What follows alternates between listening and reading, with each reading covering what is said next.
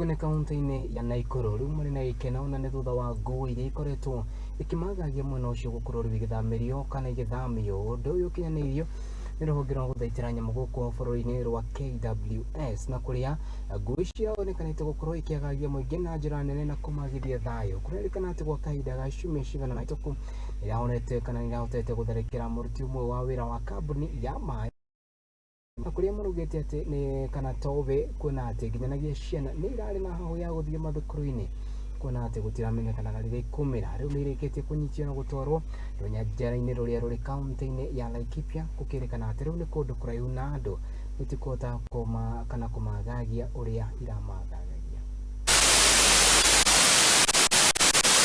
Ni Gikeno kingi kwenye Aikari ya Naivasha thutha wa Nguu Ithathu Njuragani kunyitwa gwa kavinda ka mweri umwe. Nguu icio ni ciuragite mundu murume umwe wa miaka 46 na ni iguraritie andu na mundu umwe ndai na kuguru.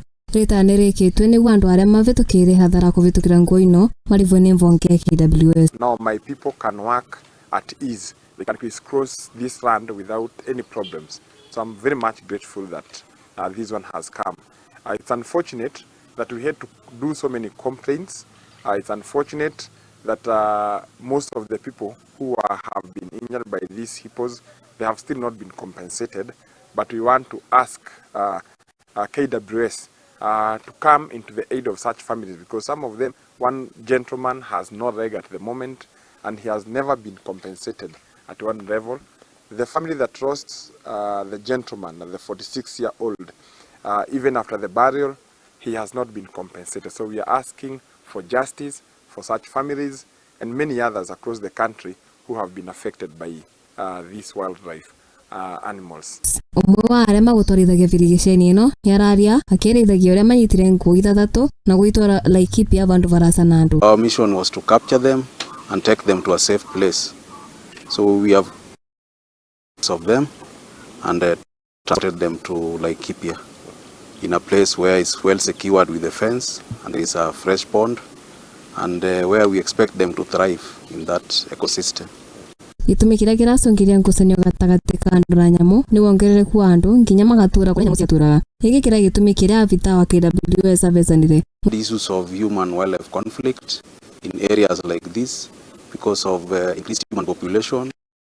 You will find people have settled in areas where were initially inhabited by wildlife.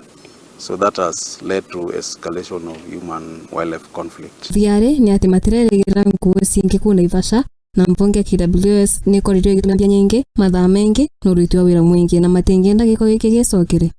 But we don't expect to invade this place in the coming future. This exercise has really cost KWS a lot of money, a lot of manpower and time. It was really expensive. We just did it because of our mandate to conserve wildlife, but it's expensive. We would not want to a repeat of the same. Ngirivotera Muthingi TV, Thutha wa Mwende wa mbere. Mwende ni